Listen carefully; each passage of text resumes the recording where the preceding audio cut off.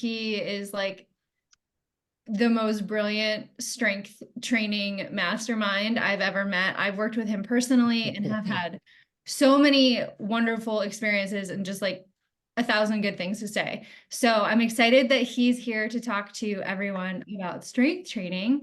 And his partner Jacob is also here to talk about WhichWeight. So I'm going to mute myself and let you guys kind of take over and talk about strength training, answer some questions. I'm going to drop the questions from Slack into the chat so we have a little bit of reference. And yeah, Chris, Jacob, I'm going to let you guys take it from here for a bit.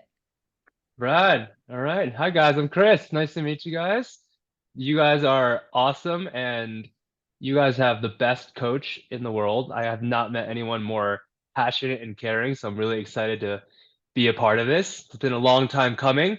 So a little background, I was a triathlete and swam in college, became a triathlete, had studied exercise phys, and when I retired from triathlon, I moved full time into coaching, and I've had the pleasure of working with awesome people like Kristen and a ton of other athletes and some people at the top of the sport. And it's been really fun to be able to give back, and at this point in my career, being able to spread some knowledge about strength training and kind of answer some questions. So um, I will start off with the first question that we got. That was, what is the optimal timing for lifting and typical run training? So that's a really good question. So easy days easy, hard days hard is usually the best way to go about it, right?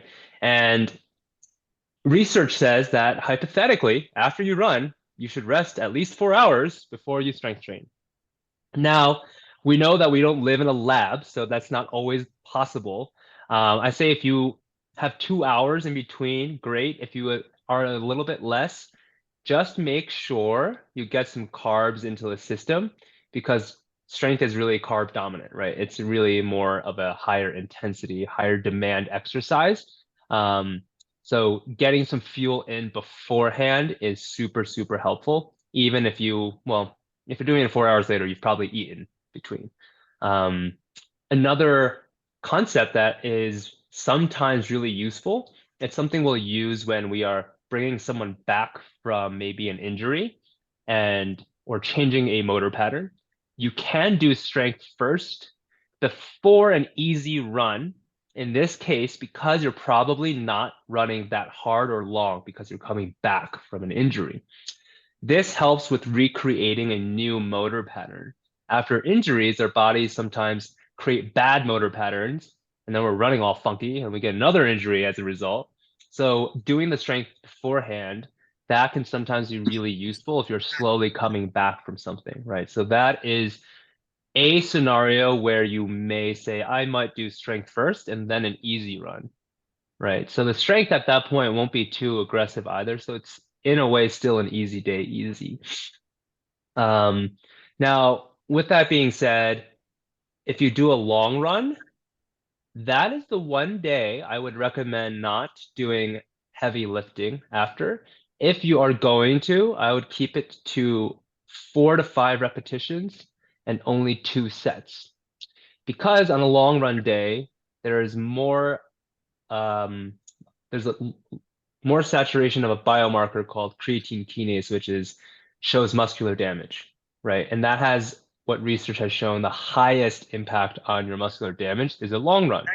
So that being so catabolic, we don't want to pair that with more lifting, right? That's you're in a compromised state. So sometimes we see people with workouts Tuesdays, Fridays, or something like that. So we just go Tuesday, Friday strength, right? And then mobility in between. 2 is the minimal effective dose to increase strength. So any questions on that first answer? I'm sure there's edge cases and stipulations that you might want to hear about.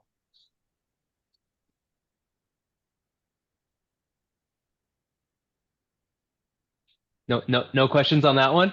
I think we're good. Yeah, I think you Okay. nailed it. There were a lot of questions that I've gotten about the timing, which you just answered. So thank you. Yeah. Yeah. No, for sure. Yeah. The timing's, and remember, like at the end of the day, something's better than nothing. So if you get in the weight room, and this is why for our app, WhichWeight, we have 30-minute options, 40-minute options, and 60-minute options. Sometimes I only have 30 minutes, so I got it done. It's in the bank. We're good to go.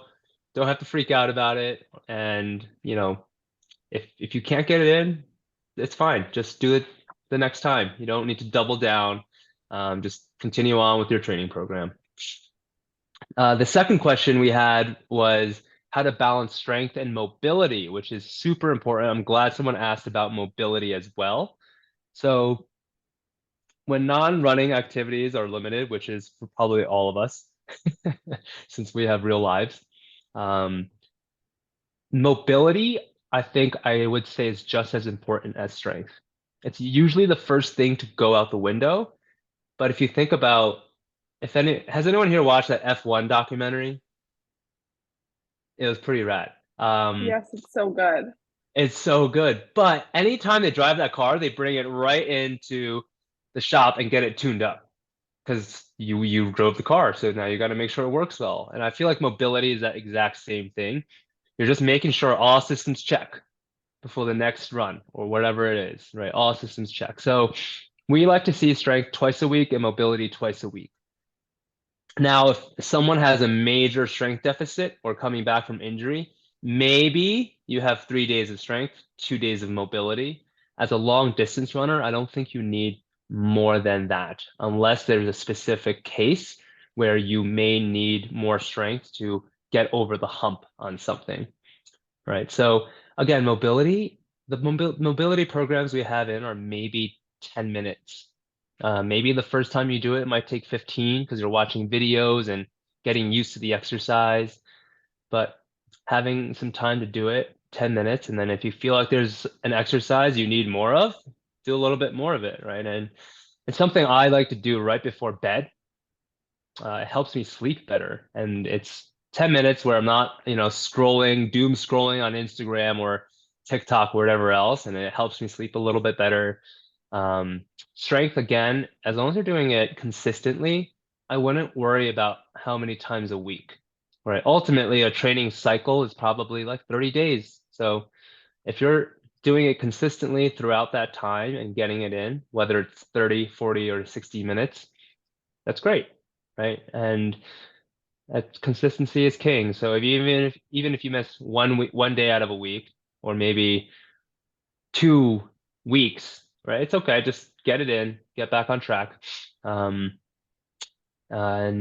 that's also too where balancing strength long term throughout a season, that kind of flows into that next question of building new muscle versus maintaining strength. So building new muscle versus building more strength are two different concepts. You can increase strength and power without increasing muscle mass.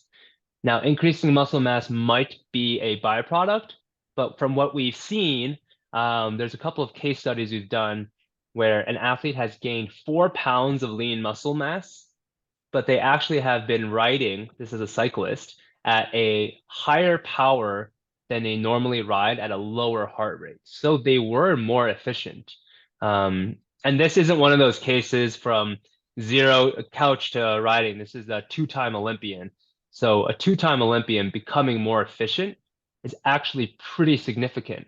So they got a little heavier, but were riding faster and better. So with that being said, during that maintenance phase, we're looking across the whole season, right? Say we're right now in a preseason. Hopefully, in the off season, we've been building and building strength. You may have put on some more muscle mass. You probably have increased strength. So we want to get to a place where we're able to bridge our strength up and then maintain that strength into a phase I call maintain, mitigate, and modify. We're just maintaining strength, trying to mitigate injury by working through functional mobility focused exercises. Some of this is loaded mobility, deep ranges of motion to restore tissue and joint health, and then modify modifying based off of how you feel. If one day you feel like you need a 30-minute strength session versus a 60, you're probably right. So your intuition is going to be really, really important. And I would always listen to it. Hey, I need a 30-minute session versus a 60 today, right? So that is something that we do automatically is we try to help you periodize all the strength training around the season of your trail running season, right? Or your whatever season you have. And this is all based on your races. So we're deloading you, we're automatically tapering you for A, B, C races, and then we have a championship season as well that will kind of show you how to periodize the strength. But then again, it's ultimately up to you to be like, I need a little bit more off this week, right? Or running's getting really, really tough. Let's decrease the intensity a little bit in the weight room. So those are our main three questions. Is there anything you guys wanted me to dive a little bit deeper into, or any other questions that we have?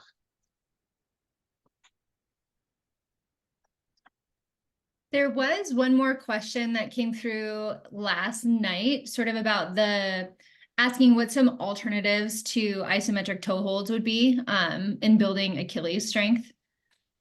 Okay, an alternative.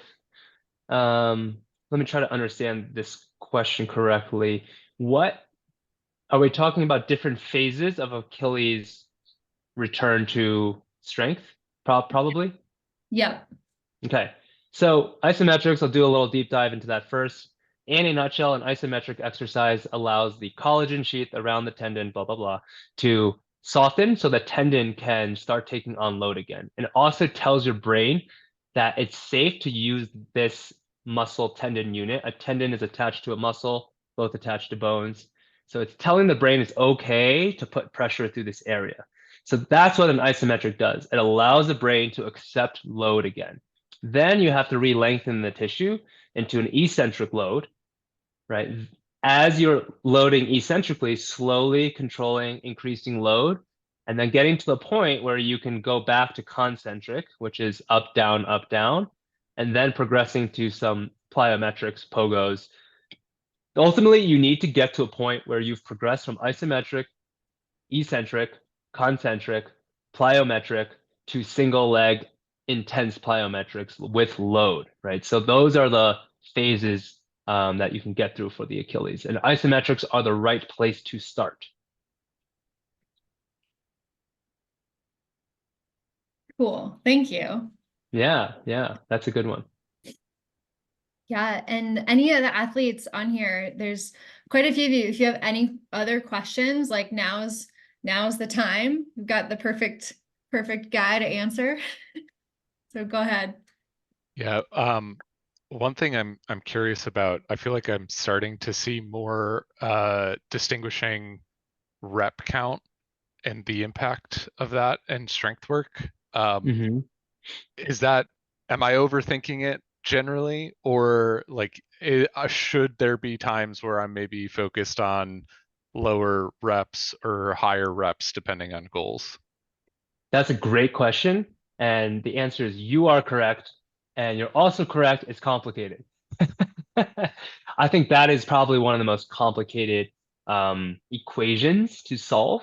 And there is a use case for every part of the rep range. So very similar to running, you need to train your long run, your tempo, your threshold, and your speed.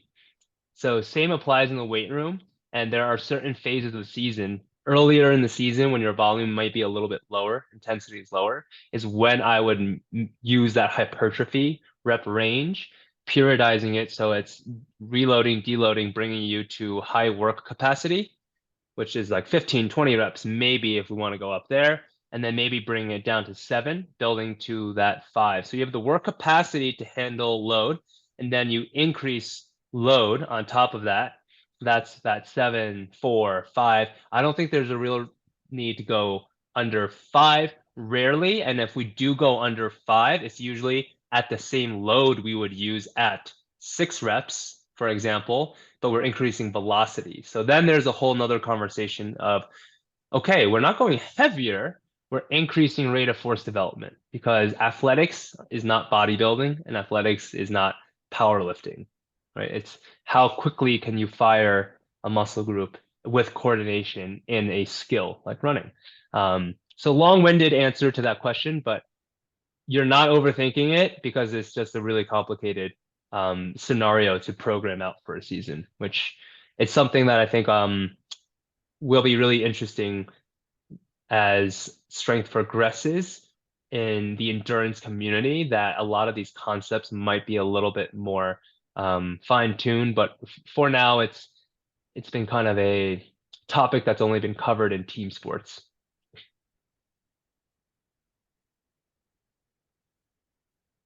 Any other questions? And did that answer your question?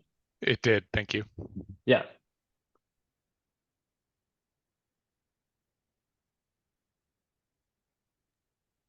Cool. I think, yeah, thank you so much, Chris. I feel like there's always so many questions about strength training. So it's so nice to have like an expert talk about them in a way that, like, I don't know, I think the way that you explain strength and answer these questions is very absorbable. So yeah, thank you. It looks like Anna has maybe a question. Yeah, I'm trying to figure out how to word it. I think I see there's like, strength, your typical strength kind of in the gym with dumbbells or a barbell. And then there's a lot of strength that I see runners doing with resistance bands and other kind of like balance. So it's like a little bit mobility, but it's less, you're not necessarily using like a dumbbell or a barbell or a kettlebell, but you're doing resistance band, like very specific resistance band movements. That's also considered strength. And so I'm wondering kind of how you think about those things, and if one of those is better than another for a runner, or a particular like time in a training block or time in a season or year, or if it's really just kind of like athlete specific on just like where that athlete is. Yeah, that's a great question. I think your question is what the heck is strength? And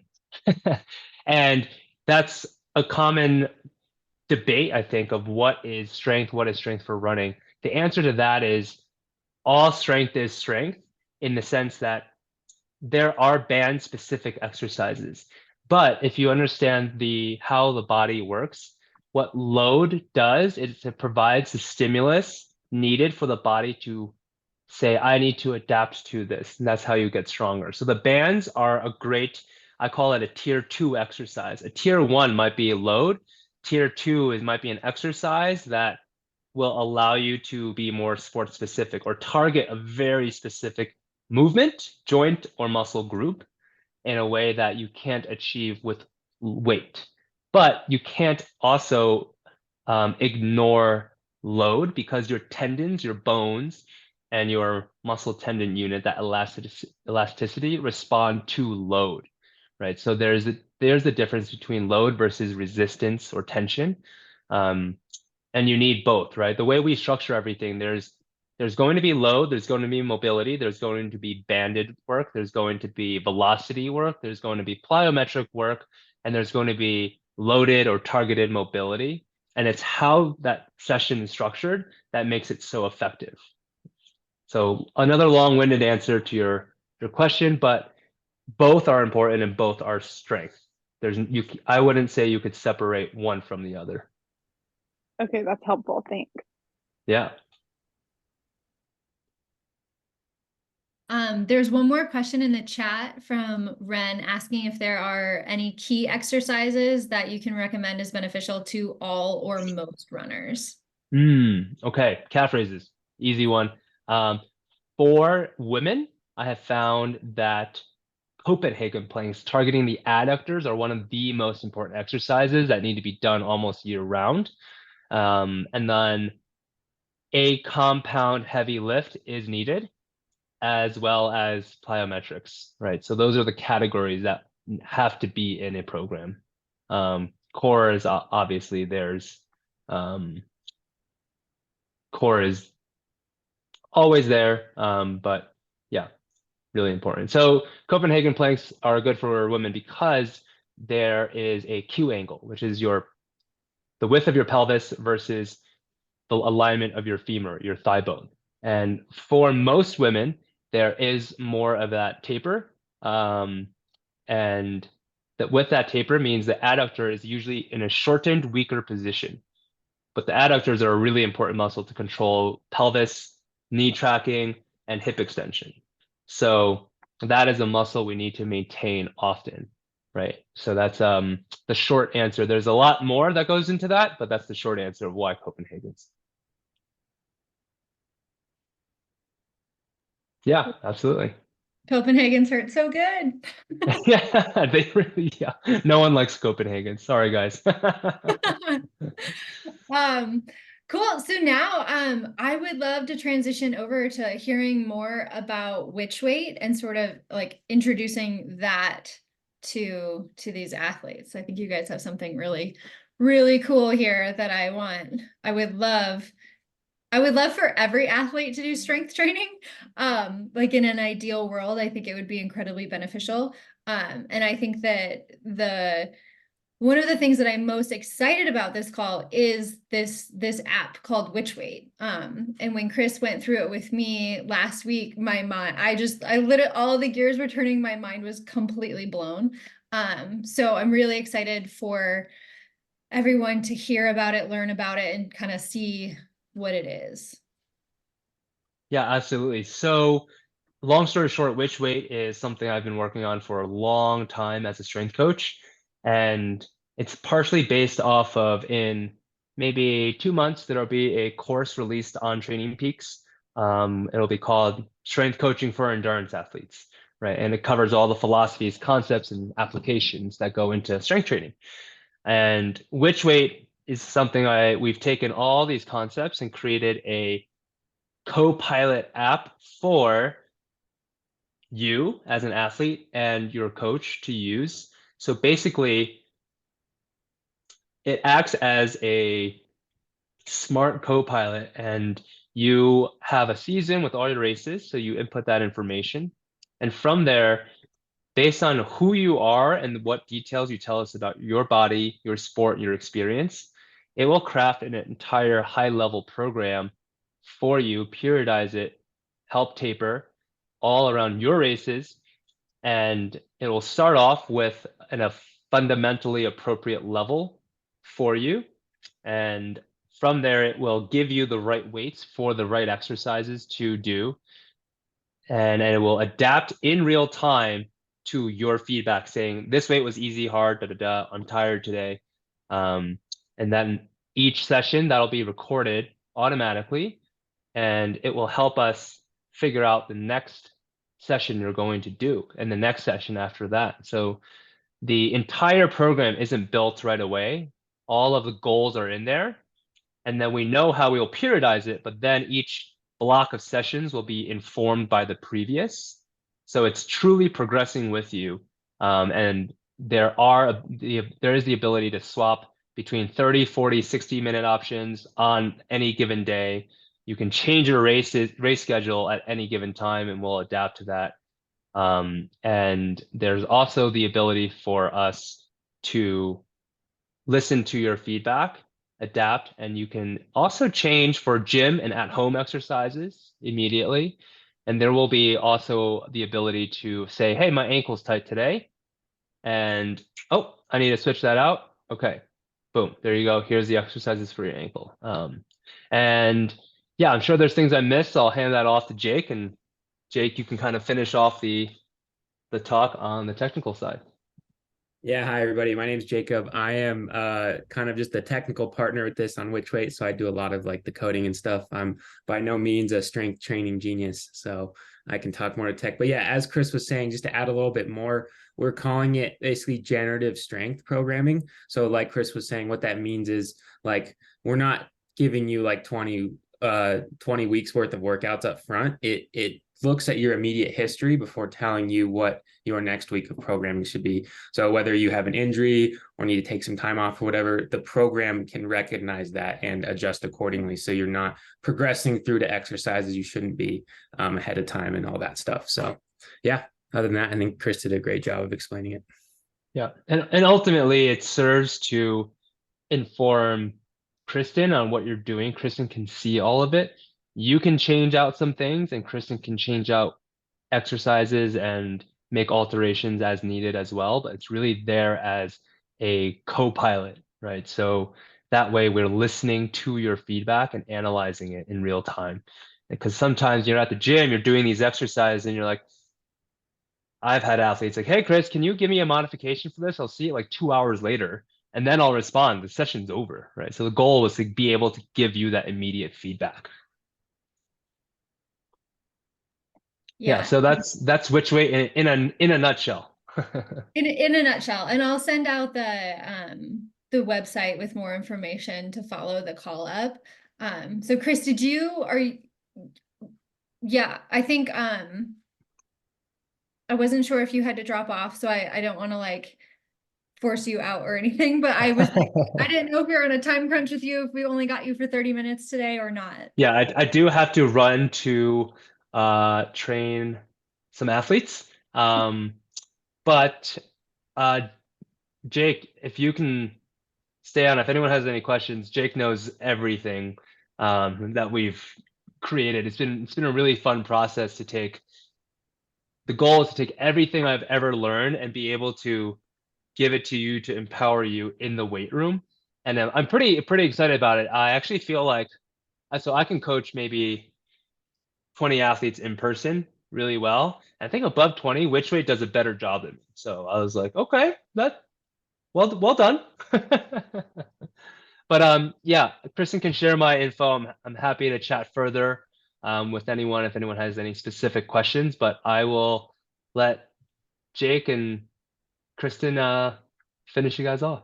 Awesome. Thank you so much for your time, Chris. I appreciate you so much. Thank you guys. It was a pleasure meeting everyone. I'm glad I could answer some questions. I saw there's more coming in, so feel free to send those over to me. And happy Friday. Thanks, Chris.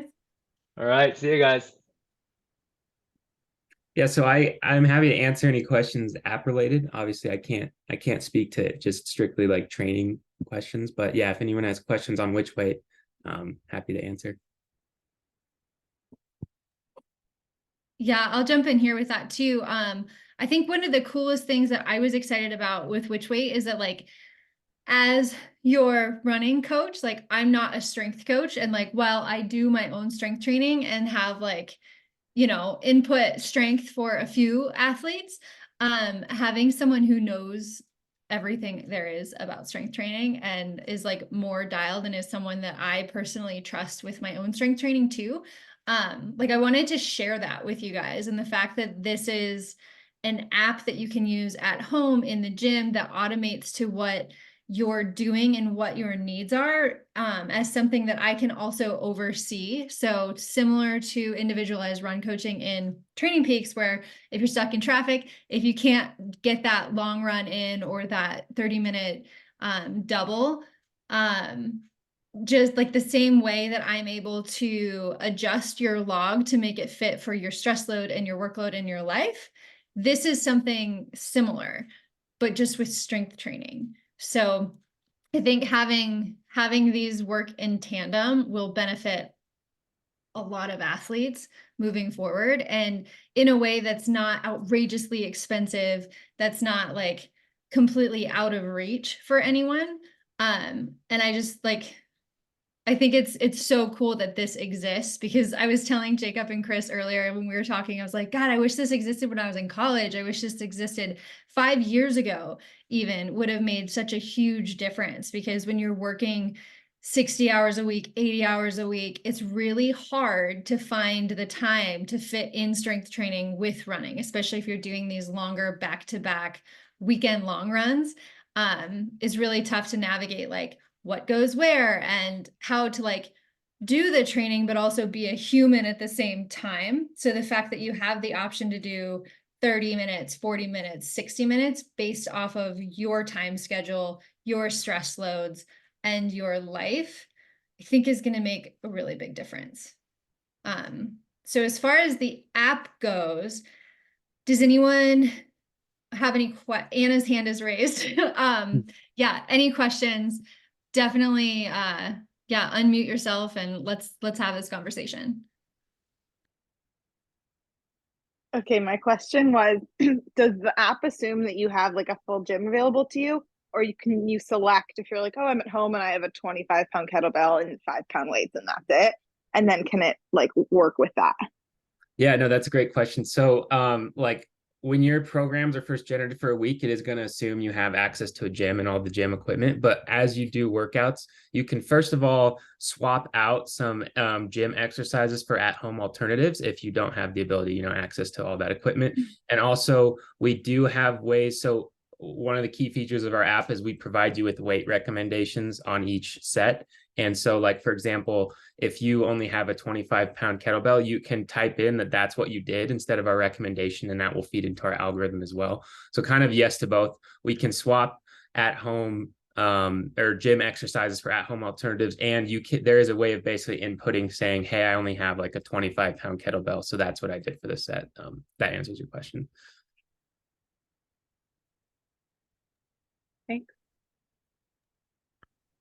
What if I have sections of the season where I'm not deciding on races until the last minute?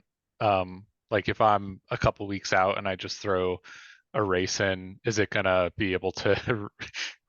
Kristen's laughing because this has just happened last week. Will it like regenerate automatically? Yeah, absolutely. If you need to make any changes to your race schedule as you're progressing through the program, it can adjust automatically to that for sure. Cool.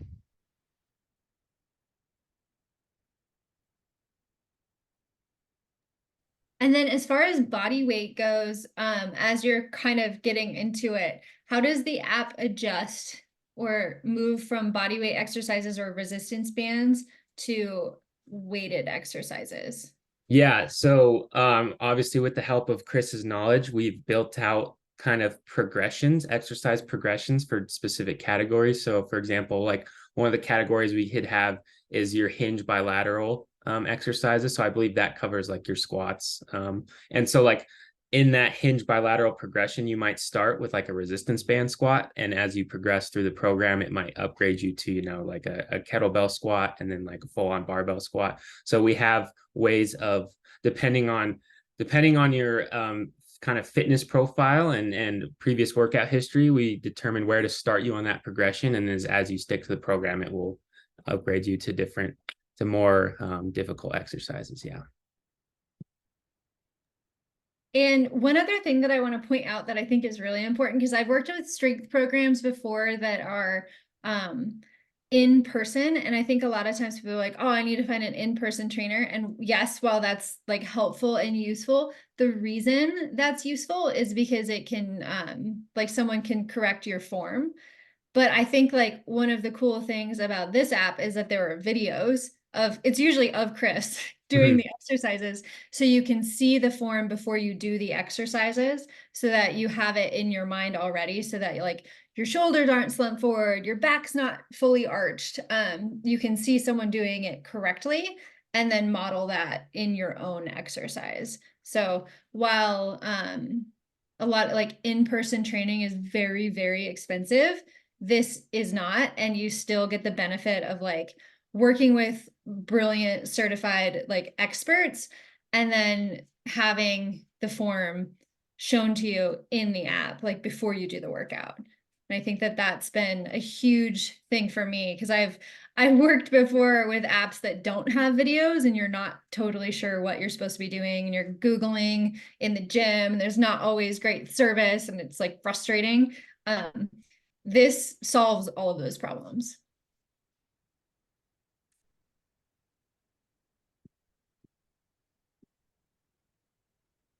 So I guess next question, Jacob, is like, if any of the athletes want to like see the app, where do they find it? How do they learn more about it? Yeah, so I can make sure this link gets sent out, but we have a website. It's just whichweight.com. And from there's details on how to get access to the app as well. And there's also we do offer free trials. I know we're in talks with Kristen on more of like kind of like a partnership team deal for everybody, but I guess also if you are curious and want to jump ahead, you could try a free trial of it as well. Yeah. And then I guess I can just post the link right now in the Zoom call. And if you have like an email list or something, Kristen, that you want to forward it on to. Yeah, I can send this out to everyone. But there's our website. Okay. Our website is a little outdated right now, actually, because we just released a version 2.0 of the app that we haven't updated the content of our landing page yet. But yes, here's most of the information on it. Cool. And so the free trial is for 2.0? Yes. Cool. Awesome. For the athletes, do you guys have any questions about how something like that would work, or yeah, how based on the training logs that you have now, like I'll still be able to see the strength in your log. So like, for example, Chloe, because you're first up on my screen, if you're doing like an hour-long run and then you have a 30-minute strength afterwards, and you can't get the strength in, we can modify that. So we can push it to the next day or push it to your next hard day. So it still is individualized to your plan and your life. It's just the strength is not coming from me because it's coming from like people who actually know what they're doing when it comes to strength, as an example. So yeah. Does anyone have any other questions? Yeah. I guess I do after you just said that. So like it'll connect to Training Peaks essentially, like our strength training workouts will connect to that. And then also do we like need like with our watch, like do we still track like our strength training with our watch so that it uploads to that? Or yeah, how does that work, I guess? Yeah, no, that's a great question. So we don't at this very moment have really any integrations with, say, Training Peaks or any wearables. We want to implement that. So that's something we'll be working on, like moving forward with Kristen and all that. So I guess right now the answer being no, it doesn't fully integrate, but we will work on making sure that all works as seamless for you guys as we can. If that answers your question. I guess the answer is no at this point. And I think to like answer like another piece of this question is that like in your log, instead of saying like we're doing this for strength training, it's going to be like, hey, here's 60 minutes of strength is going to be put into your log as like an empty block, and then you'll go to the app to do that 60 minutes or that 40 minutes or that 30 minutes depending on what it is that day and what you have time for, so that I'll still be able to see that you did it. But it's sort of like me, like I trust Chris so much that like anything he tells an athlete to do with strength training, like I've likely also already done before. So I like understand his philosophy and agree with his philosophy. So even though I won't be able to see exactly what you're doing, I trust him with that, you know. So I'll see that you did 40 minutes of strength on top of your hour-long run. And then if you want to share with me in your log exactly what you did, or screenshot an email or text it to me, you can do that too. Yeah. So cool. Well, I hope this was helpful for you guys. Like Jacob said, we're in talks about getting a team code updated so that it's a little bit more seamless for you guys to get signed up. But if you are interested, definitely check out the free trial, check out the website. They've got an Instagram account as well. I think it's at WhichWeight, right? Yep. Yeah. You can find us everywhere on just looking up WhichWeight. Yeah. Okay. So yeah, WhichWeight .com and at WhichWeight. So I think with that, yeah, I'll leave the call open if anyone just wants to like chat, say hi, introduce each other, say things, since this is our first community call back as Integrated Stride. But I'll also follow up this call with a recording of the call. I'll upload it to Spotify. So if anyone is not on the call and wanted to listen to it later, you can listen to it while you run. You can listen to it while you're in the gym doing strength, or when you're walking the dog. So yeah, Jacob, thank you so much for hopping on and for chatting through these things. I think that this is a really cool program and I'm excited to work together. Yeah, thanks so much for having me. And yeah, I'm excited for more people to get access to the training. So yeah, thank you so much.